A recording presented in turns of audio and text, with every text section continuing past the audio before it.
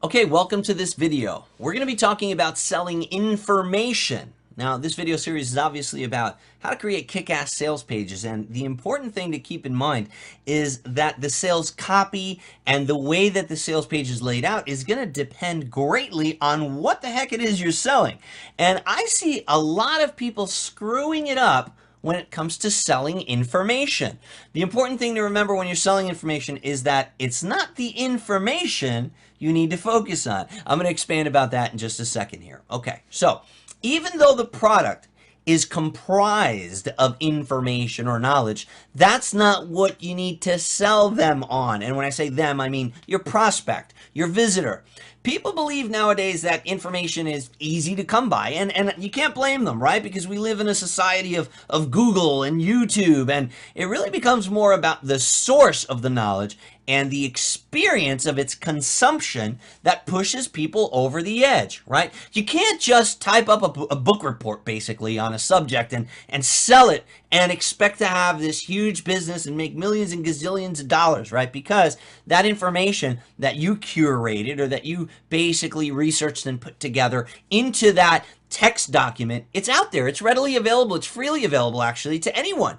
I mean, it used to be that we would have to go to the library and do this research. Now that step is completely gone. I mean, whatever happened to the Dewey Decimal System? We don't know. We don't need it anymore. It's all on Google right now. So if you want to find out about, I don't know, how to bake a cake, you literally just go and you Google it. So it becomes tougher to sell a recipe book about how to bake a cake. When you can go to Google it, not only will you get the recipe, you'll get like a gazillion recipes, and you'll have videos that show you somebody doing it. So it becomes tougher. And if you're just selling the recipe and you're saying, man, this recipe is awesome, this recipe has 10 ingredients, and you're talking just about the parts of the information that you're selling, you're missing the boat. The other problem with selling information is that unlike selling a gizmo, a widget, a physical item, there's no feature slash benefit kind of thing that I could list in bullets, right? Because it's information. So let's talk a little bit about how we position this so that people get excited, so that they start salivating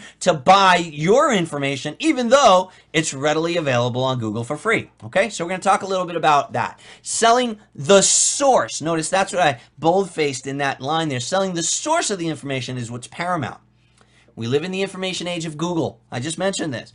And your customers, they think that they can learn everything that they need for free on either Google or YouTube or who knows what else. Heck, nowadays, you can probably just go to a social network and type in a question live and literally in real time start getting answers to your question from your friends. So it becomes tougher and tougher to convince them that they should pay you for information. It really becomes more about expertise. Like, why should you be the person that they're getting this information from and not their friends on social media or somebody that they don't know on YouTube? Well, they're first going to question the validity of what it is that you're trying to teach, and they require proof of your expertise and or that the information will lead to tangible results. This is the part that I just mentioned most people screw up when they're selling information. They start focusing on just the info product. So you create an ebook on training dogs, right? And here's what I mean by creating an ebook and training dogs. You're selling information, knowledge that you had in your head based on past years' experience in dog training. But you decide that you're going to focus on all the cool tricks that someone's dog is going to learn when they read your ebook, right? You focus on, hey, he's going to learn how to fetch. Hey, he's going to learn how to roll over. Hey, he's going to learn how to play dead. Hey, he's going to learn how to do my trigonometry homework. Hey, he's going to learn how to do all that stuff. Well, that's awesome.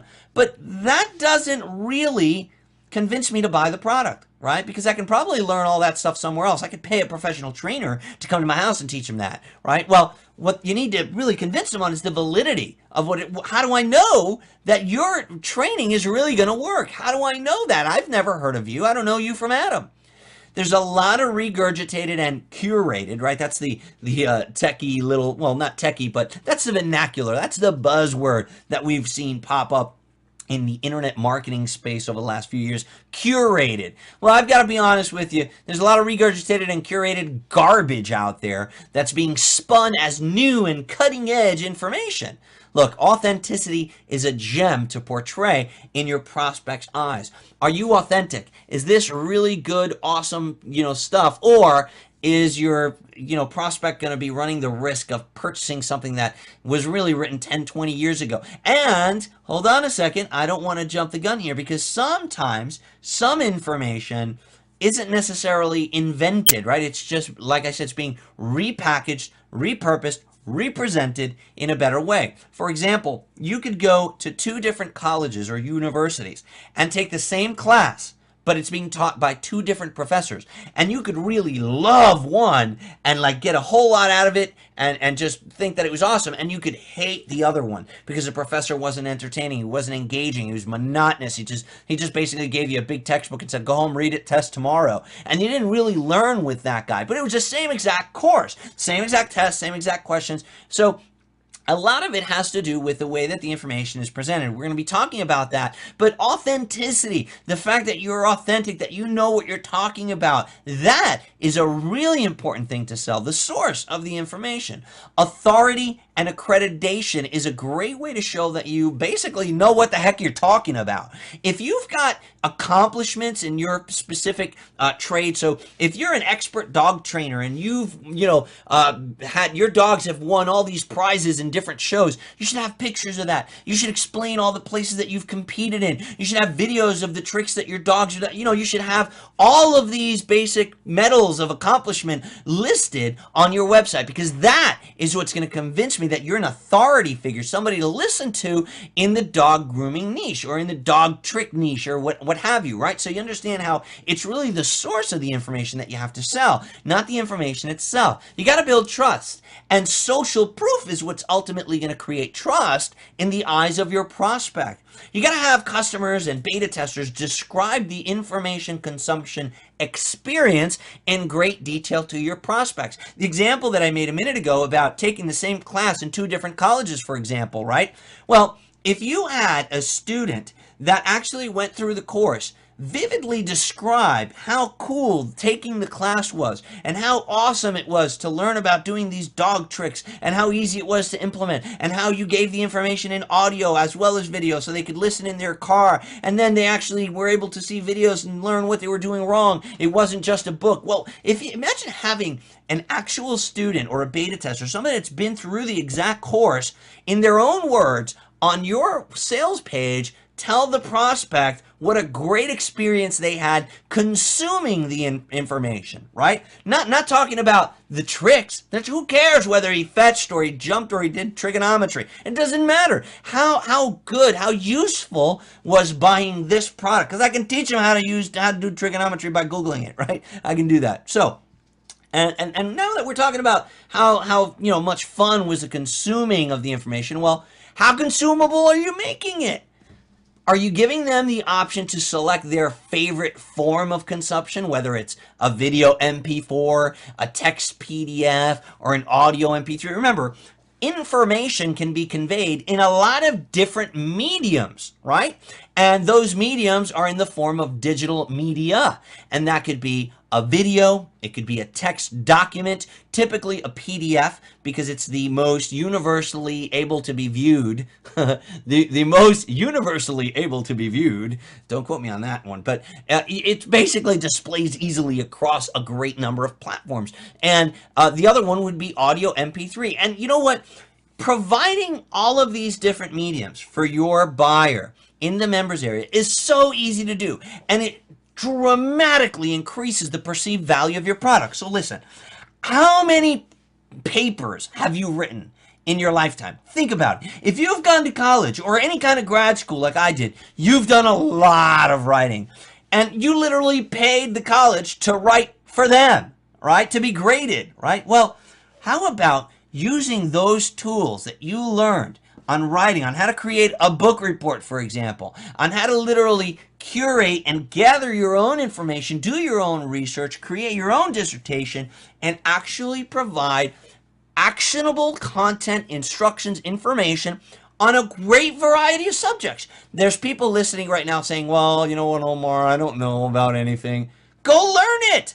Go find what the trending topics are, learn about that trending topic, create a product on it, literally write a report about it. It doesn't have to be big. It can be 20 pages, 25 pages, 30 pages. Here's where the magic comes in. You're going to take that report that you wrote and now just turn on your microphone and read it. Just read the darn thing into your microphone. Now you've got two mediums. Now you've got an audio version of that report. You've also got a text PDF. Now, do you have PowerPoint? Do you have Keynote? Well, how hard would it be to take bullet points from your text that you wrote and create some slides with it? Then press the play button on your on your PowerPoint or on your Keynote, and guess what? Now you've got an MP4. Now you've got a complete audio course. You've got a complete media course that you can sell. And now you've got a variety of consumable media in your information product. You just skyrocketed the perceived value of your product. Here's why this is important. Because you're saying right now, well, Omar, are we talking about product creation or are we talking about how to sell it? Here's the deal. If you are selling information, it's a lot easier to get the consumer to envision themselves watching a video or listening to an audio than it is to read a PDF. Why? Because you're stimulating multiple parts of their brain, the auditory and the visual cortex at the same time. And you can literally picture this on your sales page. You can have a picture of a video screen with your video playing on it. You can have a picture of the cover of your PDF. You can have a little audio, like a little music note with a picture of headphones to depict the idea of your audio MP3. You can do all of these things now that you couldn't do when you were just selling a report, right? Is it easy to absorb? Is the information that you're creating easy to absorb, or do they need a graduate degree to understand what the hell's going on? Reciprocally, are they going to feel that it's way beneath them, right? And that happens too. Sometimes you buy a product and I thought I was buying like a technical how-to manual, and it's like, see Jane run. See John catch Jane. It's like, okay, well, wait a second. I thought I was getting so again, is it easy to absorb? Is it too easy? And that really has a little bit more to do with, do you know your market? And are you selling the right product for the right person at the right time for the right price? So that gets a little bit more detailed, but ideally, it's got to be easy to absorb. And part of your selling process is painting them that picture, that not only is the information in there that they need, but it's going to be awesome to absorb. It's going to be fun. They're going to love doing it. They don't need a graduate degree to get through it. Does it take a long time to find what they're looking for? This is another thing, right? And this is cool because it's so easy to position against, like, Omar, how am I going to compete with Google? How am I going to compete with YouTube? Yeah, well, here's how. What you're doing is micro-targeted. When I do a search on Google, I get like 300 million results, and it's like, oh God, how do I know it's on the first page? Usually the first page and the second page is full of ads, or they're full of fake blogs that are meant to look like they're answering my question, but they really just want me to click on something so that I can buy something, right? So you can position against that. You can say, hey, look, you can go through the painstaking task of trying to find what you need on Google and searching through pages and pages and pages of results till you find that one line, that hidden gem that you actually need. Or you can go right into our site and really easily search what you're looking for, find it, read it in 3 different ways. We have video for you, text for you, audio for you, and you can really, really see how easy it is to search our members area. Let me give you a tour. Right, so you see how easily I just positioned against Google and YouTube? It's all about the way that you make it consumable.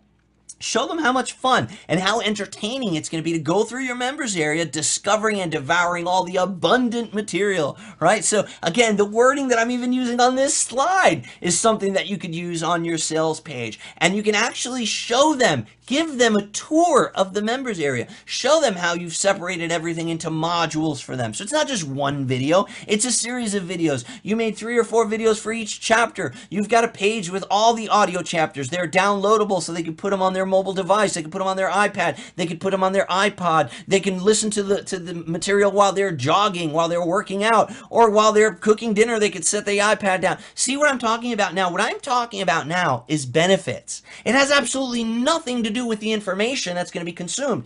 It's how easy and flexible the material is being made available to them. That's what's going to sell your product for you. Showing them how much fun and how entertaining it's going to be to go through discovering all the material that they want to learn about. Make it easily searchable with top-level pages. I make sure that every product that I create, every information product, goes inside of a members area. People say to me, well, Omar, oh my God, why are you going through all that? It's just an ebook. No, you see, that's where you're wrong. It's not just an ebook. It's my reputation. It's my brand. And you know what? When you go to Starbucks, it's not just a cup of coffee. It's an experience, and it makes the difference. It's why you're willing to pay $5 for a cup of coffee and stand online just because it's going to have a little bit of whipped cream and sprinkles on it, right? It's an experience, and you need to make consuming of your ebook an experience. How do we do that? We do that by putting it inside of a members area and giving each one of the customers their own username and password, by giving them a personalized video message when they log in saying, hey, welcome and thank you for purchasing this product, and we're here to help you. There's a support desk, and actually, you know, taking the time to create a members area where you can invite them to become a partner and say, hey, wouldn't you like to get another free gift from me by sharing this with your friends? Why don't you partner with me? As a matter of fact, we have a 50% partnership program where you can actually share in the revenue from this product. On this page, you can become my partner, learn how to get your affiliate link. So you're literally going and walking them through this entire experience. Then you're going to say to them, hey, how would you like to consume the information? Would you like to read it right on your screen here? Here's a PDF. You can download it. You can print it. And you're literally going through, and that's just on one page. On the other page is like, hey, would you like to watch the videos? I've broken it up into modules for you. I've put one on each one of these pages. So now you've created this whole big members area from one ebook, one 30-page ebook. You've turned that ebook into an experience. Let's be honest. I'm willing to pay $19 for an ebook on Amazon, and people will download that to their Kindle. They don't have an experience on their Kindle, okay? They don't have an experience on their iPad, but they have that in your members area with all these different formats. Plus, it's an ideal opportunity for you to sell them other stuff and for you to brand other products of yours and to actually cross-sell them, right? So, you know, you got to think about how consumable you're making the product for them.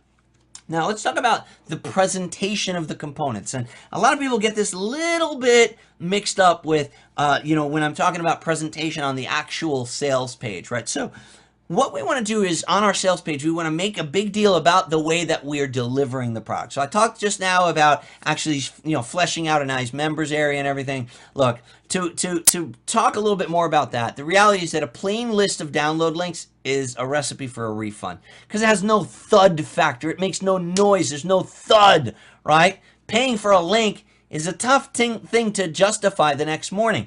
Your prospects are going to buy based on emotion. That is a fact, okay? You can try to sell based on logic and how many amazing features and things but you know what? At the end of the day, your prospects are going to buy based on emotion. Did you get them excited? Nobody gets up in the morning and says, oh, hi, honey. I really hope that Omar Martin releases a new product today because I have this extra, you know, $50 in my pocket. And you know, nobody wakes up thinking that. They find my products and they purchase them because I take them through the process. I take them through the purchase decision. I raise their impulse from zero to purchase now by getting them excited, by tapping into their emotions. That's what makes them buy. But that's not enough to keep them from refunding. Paying for a link is a tough thing to justify the next morning. And remember, your customers may buy on emotion, but they justify the purchase the next day based on logic. So you might have been up all night watching the QVC Home Shopping Network, and you might have bought a set of Ginsu knives, you know, a new alarm for your car, and who the hell else knows what else, a cubic zirconia ring. And it might have all seemed like a great idea in the middle of the night, but the next day, logic is going to dictate whether or not you cancel those purchases or not. So you need to present your material in the members area in such a robust, in such a dynamic, compelling way that refunding never crosses their mind. You got to give them more product for their purchase, right? So the way you present the information is going to make a world of difference in increasing the perceived value. So marketing is all about perceived value. The value of the product is the value of the product. At the end of the day, if you're selling dog training and you gave them an ebook about dog training, you can say to them, hey, you got what you paid for. Yeah, and they can also say, yeah, I did. Now I want a refund. But you know what? You're not delighting the customer. And that's the key to having repeat business. You know, it's not just about having a satisfied customer. Anybody can have a satisfied customer. Making a loyal customer, that's what makes a difference. And if you're not sure if you'd rather have a satisfied customer or a loyal customer, let me ask you this. Would you rather your spouse be loyal or satisfied? Now, marketing is about the perceived value. So you can't, it's not just enough to make them satisfied. You want You want to wow them. You want to get them so excited once they're like, oh my God, I only paid $20. I feel bad only paying $20. You mean I get videos? I get this? Look at all this extra stuff I have in there. It's awesome. Now, you don't want to overwhelm them. And that right there is where you're going to have your learning curve. What's too much? What's not enough? Well, testing is the answer. But it really comes down to the perceived value. Are you giving them just what they paid for? Okay, well then you're just going to have to deal with refunds, and you're just going to have to deal with customers, and it's just going to be tougher. But if you delight every single one of your customers, you're going to have an awesome powerhouse of a business in no time at all. Visualization. It's got to look pretty. It's got to look pretty. It's like the garnish on a gourmet dish with a tiny piece of food on it. I remember once going to Tavern on the Green a long time ago, long time ago. And it was a big deal. Like, this restaurant was like this real fancy schmancy restaurant. I mean, I must have saved up for weeks to be able to go there. And I go there and they have ravioli on the menu. And it's probably the only thing I could pronounce. And I order the ravioli. And I'm thinking, I'm going to get ravioli.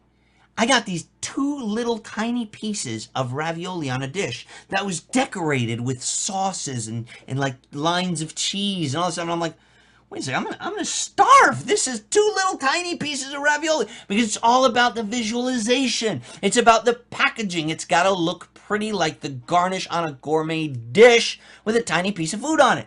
So look, you can live in your fantasy world of things are beautiful and unicorns fly and there's rainbows and everybody's equal and there's no bullying and I won't be judged by the appearance of my website. You can live in that world, or you can live in reality with the rest of us, where people do judge you, and where if your website looks like shit, they are not going to come back. They're not going to buy. They're going to ask for a refund. So the reality is that you need to get comfortable with the fact that you need to make your stuff look awesome, and that you need to take the time and invest the money to really create that experience where they're going to be wowed. Thud factor. Thud factor is a term that comes from direct mail. When you send a package to somebody and they put it on their kitchen table, it should go thud. You know what I mean? It should make a noise when you drop it. It makes them feel like they got their money's worth. There's a little story about when, now I might be showing my age, but when we went from 12-inch vinyl records to CDs, right? We used to buy vinyl records and cassette tapes when I was a kid, and then we made the transition into CDs. But a CD was such a smaller piece of media. It was so small that we kind of felt like, well, wait, hold on a second. How am I possibly going to pay $20 for a CD when a big record album actually costs only $10? Right, so it was a tough sell initially, right? Later on, we learned to disassociate size with memory and media as things got smaller and smaller. But in the beginning, it was a tough sell. And those of you that remember that transition in the early 80s, where we went from cassette tapes and we went from vinyl records into CDs, well, you'll remember, was it the 80s? It actually might be the 90s. Okay, well, what ended up happening is they would release these CDs in this big, long cardboard box. It was like 3 times the size of an actual CD. Why? Because it had more thud. It made you feel like you were getting more than you were actually getting. All you were getting extra was air and cardboard. But it made you feel better about dishing out twice the price for a record album, for a CD than you were for a record album, right? So you got to kind of give them that thud factor in a digital way. You got to give them their money's worth. Even a simple ebook should be delivered in a members area, in a wide assortment of modalities, giving them text, maybe giving them various versions of the text. Beneath the actual video, I'll give them a transcription of the video. I'll give them the slides of the video so that they can convert them themselves. They can open them, whatever. I just give them an abundance of media. Give them a tour of your members area and wow them with the way you're going to presenting the material for them inside once they make the purchase. If they're just thinking that you're like everybody else, then guess what? You are like everybody else. It's your job to show them how you're not like everybody else. Your ebooks are not going to be like every other ebook that they've ever purchased. They're not going to have buyer's remorse. You need to convey that there is no need to fear when making this purchase. Let's avoid TMI syndrome. I hinted on the fact that you're going to have to find that that happy medium, right? What's too little to give, what's too much to give. Well, what's really important is that you avoid the TMI, too much information syndrome, especially when you're selling information. Paint the picture of a timely, healthy, and enjoyable information consumption experience, right? So here's what I mean by timely and healthy and enjoyable. We all want to feel good about the purchase. We all want to feel good about learning this information and having chosen to learn it from you rather than the competitor. More information does not equal more perceived value. Sometimes light is better. It's often the opposite. Like, for example, when I go to a restaurant, just because they pile on more and more and more and more and more food on the plate, that does it. Sometimes I get a plate of food in a restaurant, I'm like, oh God, it's too much. Like, I don't even want to eat it. It's just, we recently went to one of these places where they cook in front of you and they serve you, and the food just kept coming and coming and coming there,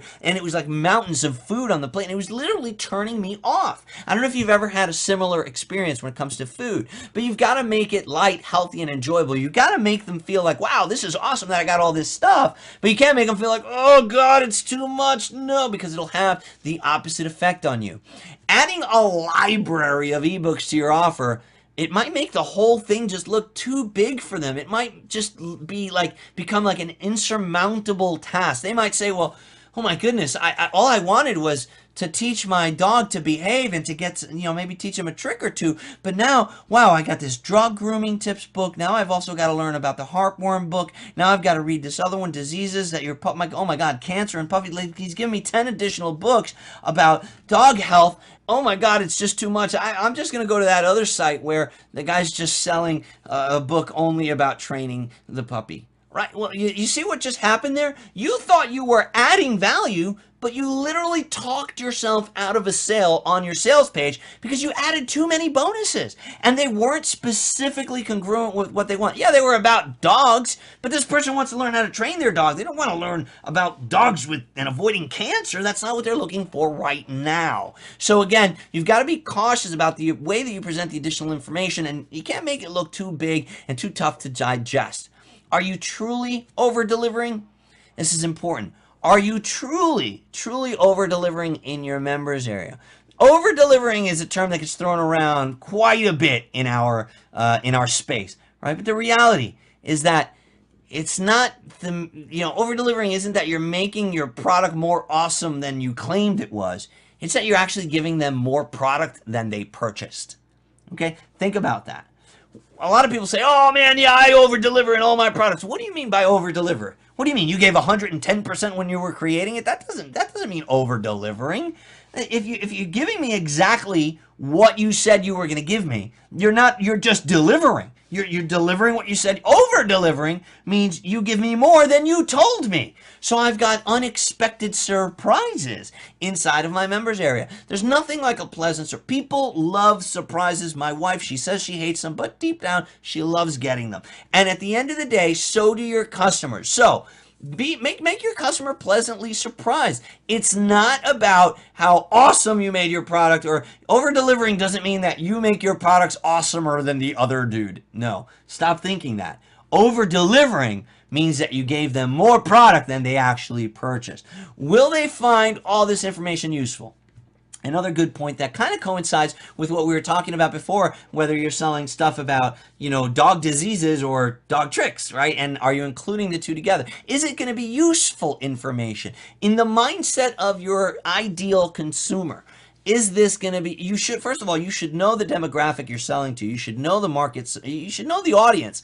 And if you know the audience, reverse engineering your offer shouldn't be that tough. And it all comes down to, is my ideal customer going to find this additional bonus useful? Or am I just adding stuff in here for the sake of filling it up? Am I just throwing stuff on the plate here just for the sake of, wow, I just want to make the plate look full, right? And that's important. It's often more important than the amount of information that you give. And that is the information you're giving going to be useful to them? Keep the information delivery process neat and manageable. Then demonstrate how clean it is. Show them that you have a nice, simple system for them getting the information that they want. Don't make it complicated. You know, have you ever had to jump through hoops to get a product that you bought for? And it's like you pay a product, you go to this site, sends you to this other site. It's, you know, you don't, now they're selling you something else without you even feeling that you've completed the prior purchase process. So now you're like, well, wait a second, did I get that other thing? Did I not get it? Hold on, is there something in my email? No, it hasn't gone through yet. No, make it nice and clean. Make the delivery process enjoyable. Make them, at the end of the day, they should have no questions about their purchase process. If they've just paid you and they don't know where their product is and they're waiting for something and they're not sure what's going on, those are bad feelings to have. For those few minutes that they're waiting for that email to come through or they're waiting for instructions, man, Facebook is open and they are tempted to go, man, I just bought this product and I don't know, did I just get taken for a ride? I don't know. And even if they go back there and take those words back, remember, the internet is written in pen, not pencil. And people will see that. People will see that someone had a hard time buying your product, even if they later go and try to clean it up. It can't be unsaid. Keep it nice and easy. When they're done paying you, they should be taken to the product. They should be explained what's going on. Don't just send them something else and hope they got their receipt in the email. Don't make them log into the payment processor to go click the button. What if this is the first time that they've bought an internet marketing product? You don't know. And the idea here is to make sure that you make it nice, neat, manageable, and that you tell them that you're doing this. Tell them, use that as part of your sales process. Explain to them how easy it's going to be. Now, talking of the sales process, like with any sales page, it's important that you anticipate and preempt their objections. What does that mean? Hit them head on with the objection. Give them the objection before they even think of it. If you know your product inside and out, then you know what your consumer's apprehensions about purchasing that product are as well. A recipe for chocolate cake is just a list of ingredients and instructions, right? You're not selling the list though, right? You're selling the taste. You're selling the chef's experience. So, that being said, what apprehensions might they have? Well, I'll tell you, they've probably tasted some terrible cake in the past. They're going to have inhibitions about the overall taste of their experience. And you should hit this fear head on. Now, I use the example of a cake, but this holds true with any type of information that you're selling. More than likely, your customer has been burned in the past. They've had a bad experience. The reality is that most people that don't buy, they choose not to buy out of fear. Remember that they've tasted bad cake in the past, and it's your job to explain to them and show them and demonstrate to them that your cake actually tastes awesome. Throw stones at your enemy as long as you do it tactfully. This is another one that I see people doing all wrong. I see comparison charts. I see people literally mentioning the name of competitive products and bashing them and literally saying that product sucks, mine doesn't. You know what? You're walking a really, really fine line when you're doing that kind of thing. Yeah, is that going to appeal to some people? Yeah, but it's going to turn off a lot of people. And at the end of the day, when you're talking bad about somebody, you're not just making them look bad.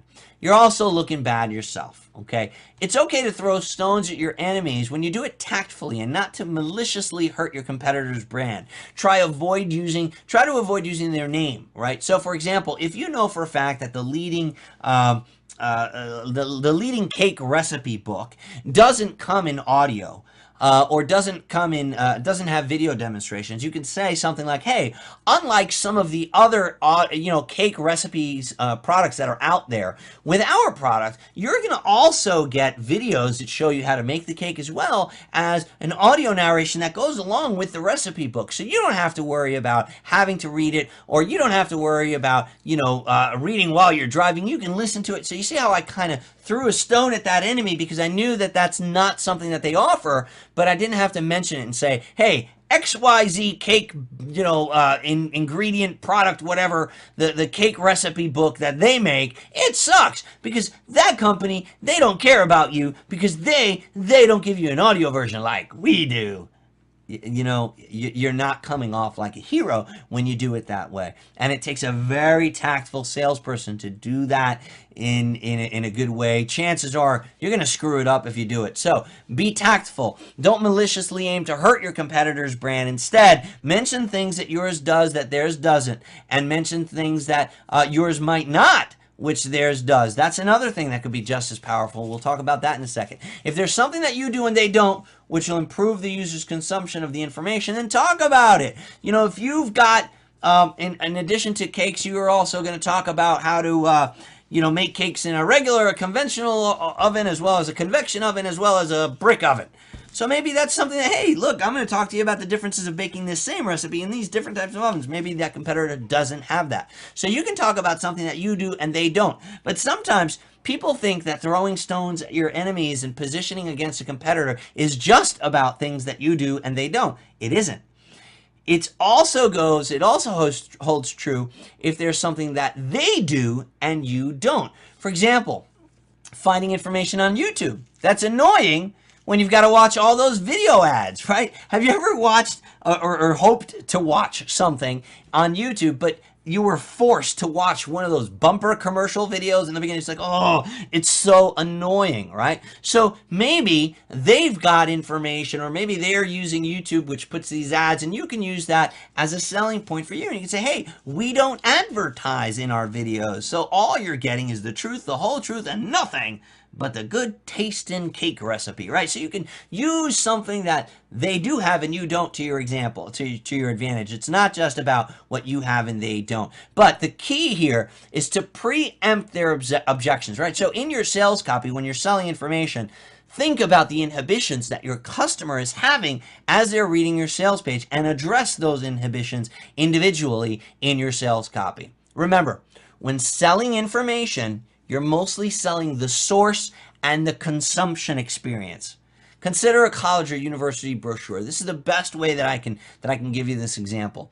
They're selling you the campus, the facilities, the staff, the clubs, the activities, the faculty. They're selling you the experience, not the classes. The classes aren't listed in the brochure.